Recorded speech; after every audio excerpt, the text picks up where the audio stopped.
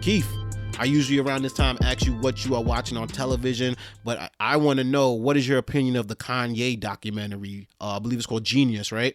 So far. Well, all 3 episodes have aired on Netflix. I know a bunch of people that have seen it at the what was that Film Fest, the Sun, whatever the shit is. Sundance. Sundance, yeah. I think it was fire. It was fire. I wonder, people, like, if you don't know who Kanye West is, or maybe you only know like the past 10 years of his career versus the first 10 years. Okay. Or the first 15 years or whatever it is. Like what they feel about it. Like for me, it was as if someone like, well, firstly, it was like a Through the Wire documentary. Like it was made to last, like maybe go through like the first 5 to 10 years of his career. But it ended up, I guess the footage just ended up sitting there, and like the dude said, all right, maybe it's ready now. And that's what he did. So that's what it felt like. Like if this was the documentary I wanted to see in 2008. And then the episode 3 might be like an epilogue to it. Like, hey guys, let me update you on this. But nah, they released it all at the same time. So now it was real cool because now it's footage from back then, but now looked at through the lens of the present. And I could tell that the filmmaker did it like that. Cootie and Chike. Those dudes. They produced they directed the Through the Wire video, if I'm not mistaken, right? They did it Through the Wire. So a lot of the footage, all the footage there was from them. Okay. Like the joint with the lady, like they showed the actual. That's why, like, if you were around, if you're a millennial and you were a Kanye fan, like they had the lady in the chicken spot who was dancing. Like, oh, the video's coming out. Like, cats probably thought it was just some random clip. Like, nah, they was really in there, and like Kanye's like, yo, I'm gonna be a big deal. And she's like, oh, word, yeah, and like humoring him. And she's like, oh, can I hold $5? Like that was cool. That's like without an arm I spit. Without an arm I spit. They showed that. They showed they showed the whole thing without an arm I spit, but like not just that part. Like they showed the whole car ride and all that shit, talking to D-Ray about what the whole shit is gonna be. So I think that it was just cool. You know what it's like? Like you probably remember your first birthday party, and probably in bits and pieces, probably some dance contest and like some legendary musical chairs thing. But then if you got right now to look at the tape of your parents planning it and how you reacted to certain shit and your disappointments from that day, and how impatient you were getting shopping the day before because they had you in the shopping cart and you're like, I want cereal. Like, no, we got to buy all this like chicken and seasoning and shit. You freaking the fuck out. And you looking at that shit and be like, wow. That's how it felt. It felt like, wow, like Kanye, man, everything to me at the time. So to see the behind the scenes shit, it was crazy with a little touch of shit that means something present day. So for instance, they had R. Kelly did an interview back then, because I can't remember which of the trials he went through back then, but like, but basically them looking at it while playing pool. But this is like in 2002 or 3 or something like that. Okay. And I could tell he put a little extra, like a 1 or 2 extra seconds on that, and just let that clip breathe a little bit, just because what it means. So it means so much right now. Or they had Beyonce. Beyonce was just hanging. I forgot. I forgot what was the big tour when Kanye's Chaining Day. I forgot what tour they were on, but basically the camera was just. Album, I think. Was it before the Black Album?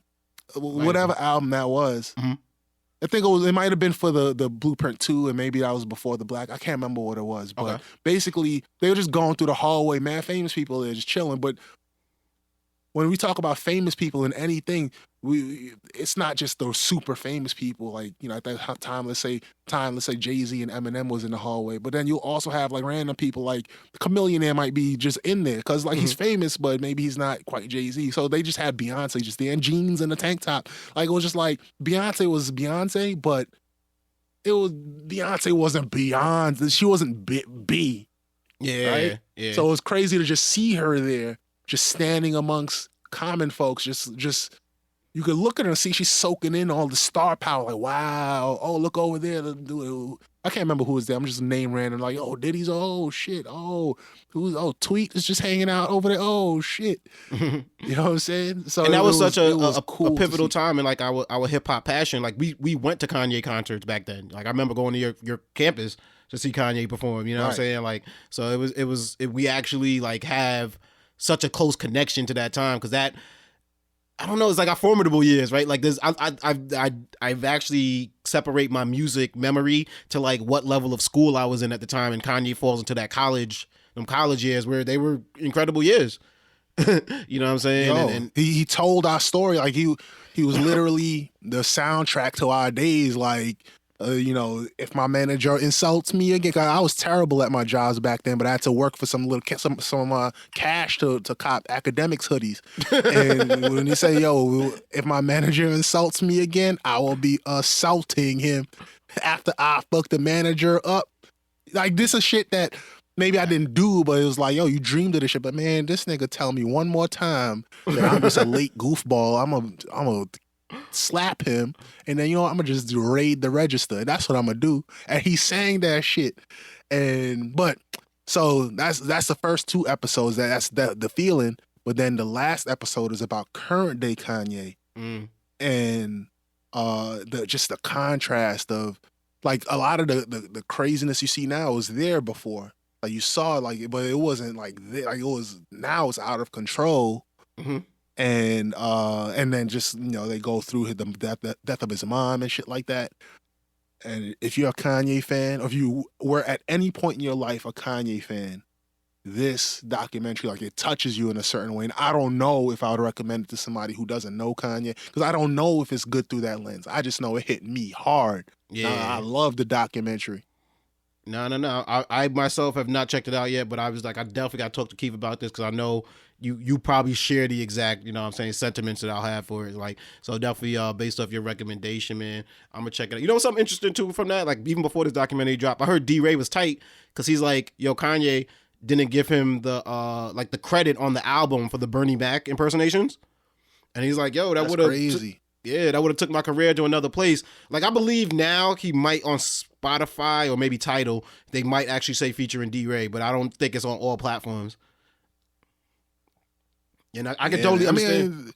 I can understand why he's tight. No, I mean, that wasn't uncommon though back then. To tons of comedians I don't remember. Like, I guess you have to be humongous to get that credit. I guess maybe because Chi-Town love, Kanye could have thrown him some love, but at the time, just off of memory, and I don't know if this is true, I would have to research it, but like only like a Chris Rock might get mentioned if he did a skit on somebody's album. But like mad, you know, Cat Williams might have came through and lent his voice to something. Nobody says, oh, well, look, this is the Cat Williams joint. Idris Elba did he did the American Gangster intro, and I didn't realize it until like years later when it got on streaming. It says featuring Idris Elba, but when I heard it, I didn't know at the time, and I don't believe the CD said it on it. You know what I'm saying? So it's just like, yeah, you might not get your credit, but it's I don't think that's not on Kanye. Like, you know what I mean? I'm sure he has a lot of pull and stuff like that, but he was under Def Jam. He was on the Rockefeller. He's just trying to get his shit out. I would say one last thing about this. The one thing that threw me off was that this is supposed to be a Kanye. Well, firstly, I didn't watch the documentary at first because I thought it was just going to be some tabloidy Kardashian type. But then I realized like this is actually his man's, and it was like actual footage from back then. So I watched it. But then like the director Cootie he put himself in it a lot. But at the end of it, I see why, because like he needs to tie the story, and I feel like he's the glue to the story through all these years. Because this is all just clips. He's not interviewing nobody, like saying, "Oh, what do you think about Kanye back then?" Nah, it's just straight up clips, and he's narrating it. So I see why he did it, and looking back, and to me, it makes him more powerful. Like, look, the reason I'm putting this shit out, that was my man's. Like that, the whole purpose of me being in the room, like that was my man's, and this is what he meant to my life, and like paralleling his life. There's not too much of him, but every now and then he would check in, like, this is the point of life I was at. This is what Kanye was doing. And he hit me up, and this is where, you know. Are they still when cool? I went there, this is where I was coming from. I guess so. He was in Wyoming. He invited him to Wyoming, so I guess cool is relative, right? Because, like, Rhyme Fest is in the video in the joint, but I remember, you know, within the last 5 years, Rhyme Fest saying Kanye's wilding out there, but I think Kanye knows that he's wilding. He doesn't get offended when some of his friends say he's wilding. I guess Yeah. except a few. He didn't say. Depends on the friend. Yeah, depends what he did for them. I guess it depends on a friend. He might still be friends with John Legend, but he said John Legend, you know, in effect, he said John Legend's out there cooning. He said crazy shit about Big Sean like the day after he saw him. Like, he goes, you know. But yeah, just watch it, man. We could have did a whole podcast on that. On the motherfucking Kanye. Okay, it's your man DJ Playboy here, and that was a clip from the Perfect Talk podcast. If you like what you hear, make sure you smash that like button, hit that subscribe button, and get down with the Perfect Talk massive. Perfect.